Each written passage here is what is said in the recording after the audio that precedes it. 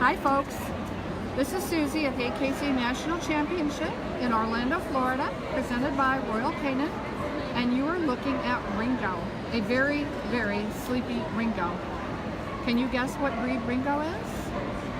He is a Drever, and I'm thrilled to pieces to be able to talk to his person who is sitting here watching Ringo sleep. So who are you and where are you from? My name is Jamie Morris, and I'm from Roy, Washington. Wow, did you drive or fly? Flew. Well, that was a haul. Yes. So, Jamie, how did you get interested in what, by all accounts, has to be a rare breed?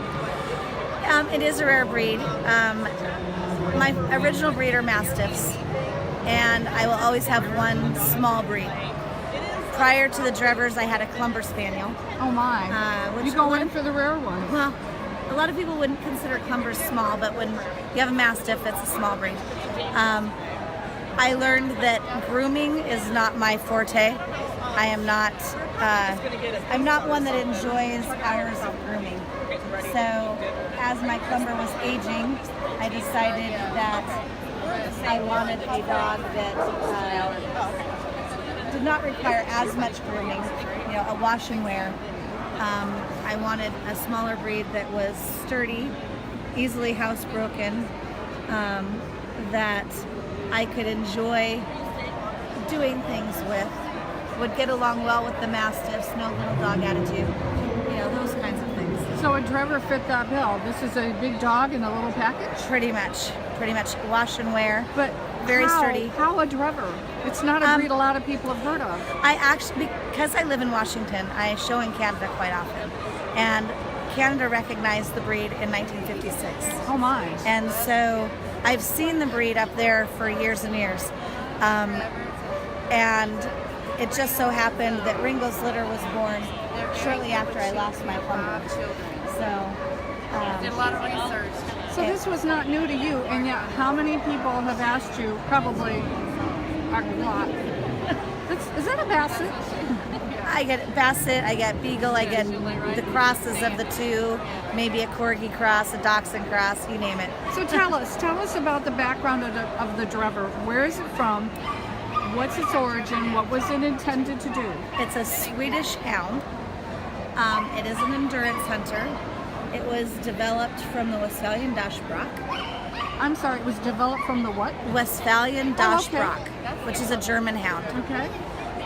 They were bred to hunt rabbit, fox, and deer in the terrain and weather of Sweden. She's 2 years old. And what did they hunt? They have fox, deer, and rabbit. You just told me that, didn't you? Sorry. That's okay. That's okay. And for the benefit of listeners, their long and low body probably helps them to go through bramble and brush. Through the brush, Were they intended to be for like a gentleman hunter who was perhaps a little slower than somebody younger? Actually, they're a drive hunter. They track the prey and drive it back to the hunter. Oh, interesting. So they're a hound. As I'm learning, it's the best way to describe it to a novice is like combining a hound breed and a herding breed, because they are literally, they track the prey and then they drive it or kind of herd it back to the hunter. And do they use tongue? They are quiet while they're tracking, and then they will bark. It's a fairly high-pitched, sharp bark as they're driving. Okay, so that lets the hunter know. Right. They're coming If they back. lose the scent, they'll stop barking until they pick it back up, and then they'll start barking again. Now, is the breed actively hunted over in other parts of the world? Very much so in Scandinavia. They have. In the United States, we're not actively able to hunt with them the way they were intended. We can't hunt deer with dogs in all but just a few very small locations. But Sweden would prefer us to be able to hunt as intended. So instead, we have to take the components that make up that ability and work them in those events. Like scent work, and we do the coursing for the running and the endurance. We do barn hunt. We can hunt rabbit with them in the States. They also do shed hunting in Scandinavia with them. They do Explain what shed hunting is. Shed hunting is where they hunt the shedded antlers of the deer and elk and moose and whatnot. And they get to keep it? Well, it depends on where you're at. Yeah. So most places require you to be licensed just like you're hunting a regular animal. So and what is done with, I mean, in this country, they're a dog treat. Right. But I also come from a mountain town, a mountain state where chandeliers are made out of antlers. Oh yeah, furniture, all sorts of furniture and buttons and knife handles and everything else. It's a resource. Okay. So, and then in Norway, they will use them for wounded animal recovery. Oh. So, and so we've taken that in the States, and we're at about 50% of the states allow dogs for wounded animal recovery. Now, do they have a good nose for a cold scent? They do. They have an incredible nose. It's actually surprising me all the time of what they're able to track, and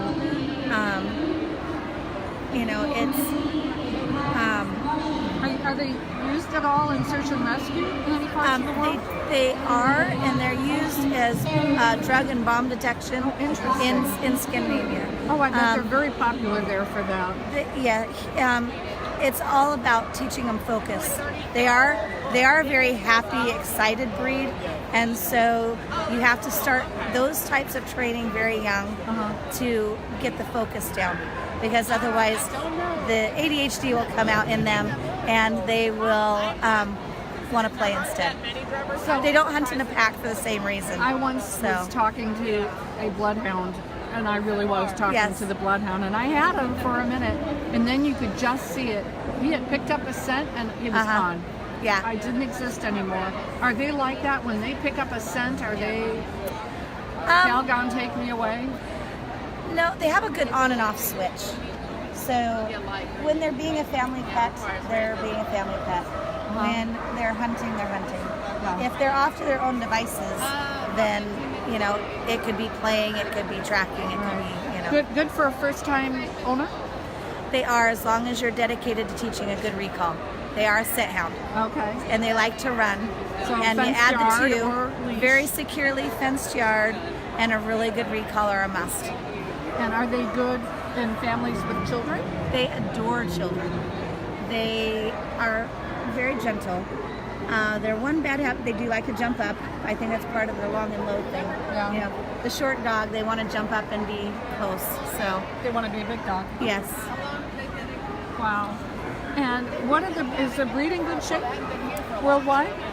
Yeah, worldwide, yes. In the United States, there's only about 35 of them. Oh my! And that's one litter, and 35 is including the one litter of 5 puppies. So I noticed there is a Drever Association of America. Yes. Anybody intrigued by something that combines a lot of wonderful qualities in one breed should consult the Drever Association of America. And who should not own this breed? If you're not ready for an energetic dog, it's not the breed for you. If you're not prepared to teach that recall and make sure it's a very securely fenced yard, it's not the breed for you. We seem to have lost the other one. He's in his crate. Meet the Breeds, I think, is a wonderful venue, but it is very hard on both dogs and people because there's a lot of sounds, a lot of people, and so I'm not surprised that one is sacked out and the other one is catching his Z's in his crate. So I'm happy that we were able to get to see any at all, and especially to someone who knows the breed and was able to share with us its history. Is this an old breed? It is. It's a couple hundred years old. Yeah. So it's not a newly created breed or anything like that. And where are you in the progress of getting recognized by the AKC? Are you still an FSS breed? We are FSS. We have a long way to go. Yeah. We have a lot of registrations to bring in. We've just had our first litter, so we have 9 litters to go. Ringo is the first Certificate of Merit holder, so we have another I'm 19 sorry, he's the of first those. what? Certificate of Merit. Oh my, nicely So, done. And so we have 19 more of those to go. So we Okay. really are at the beginning of the Get breed. busy, ladies. Well, I appreciate your time. Maybe next year I'll come back and everybody will be awake, but I'm thrilled to pieces to have gotten to know him. I need to touch. Oh, he's kind of sacked out, folks, but he's so soft, and he's such a good boy, and he's just got wonderful ears. What a good boy. Well, thank you again for your time, and good luck in the future with this breed. Thank you. All right, closing out now, folks.